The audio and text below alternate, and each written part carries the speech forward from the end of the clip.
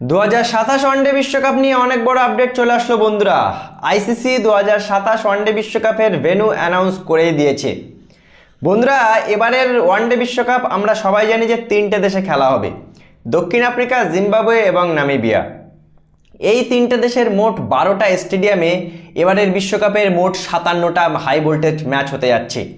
বন্ধুরা, সবথেকে বেশি ম্যাচ হবে দক্ষিণ আফ্রিকাতে। দক্ষিণ আফ্রিকার মোট 8টা স্টেডিয়াম, 8টা ভেন্যুতে ম্যাচ হবে। জিম্বাবুয়ের 3টে স্টেডিয়াম এবং নামিবিয়ার 1টা স্টেডিয়াম।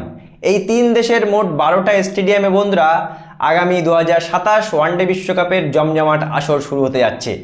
ইতিমধ্যেই আমরা দেখতে পেয়েছি যে আইসিসি 2027 ওয়ানডে বিশ্বকাপের লোগো কিন্তু অ্যানাউন্স করে দিয়েছে বন্ধুরা, যে লোগোটা সত্যি খুবই ভালো লাগছে। দেখো, এবারের ওয়ানডে বিশ্বকাপটা নিয়ে আমরা খুবই এক্সাইটেড, তার কারণ রোহিত শর্মা, বিরাট কোহলির মতো প্লেয়ারদের লাস্ট টুর্নামেন্ট হতে যাচ্ছে। আমরা এখনও কেউ জানি না যে তারা ওই ওয়ানডে বিশ্বকাপ পর্যন্ত খেলবে কিনা, কিন্তু আইসিসি এই যে ভেন্যুটা ঘোষণা করে দিয়েছে, এটা খুবই ভালো করেছে। আর আমরা আশা করি বন্ধুরা যে আমাদের প্রিয় বিরাট কোহলি, রোহিত শর্মা এই বিশ্বকাপে খেলবে। আমরা এই বিশ্বকাপে শুধুমাত্র এক্সাইটেড আছি এই দুজনকেই নিয়েই বন্ধুরা। এবারের বিশ্বকাপে মোট 14টা টিম অংশগ্রহণ করবে, যার মধ্যে বন্ধুরা যে কোনো একটা টিম বিশ্বকাপ ট্রফিটা জিতবে দক্ষিণ আফ্রিকার মাটিতে।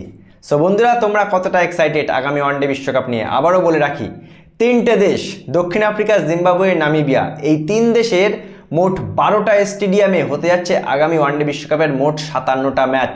14টি টিম লড়াই করবে একটা বিশ্বকাপ ট্রফি জেতার জন্য। সো বন্ধুরা, এই বিশ্বকাপ নিয়ে তোমরা কতটা এক্সাইটেড অবশ্যই জানাবে কমেন্ট করে।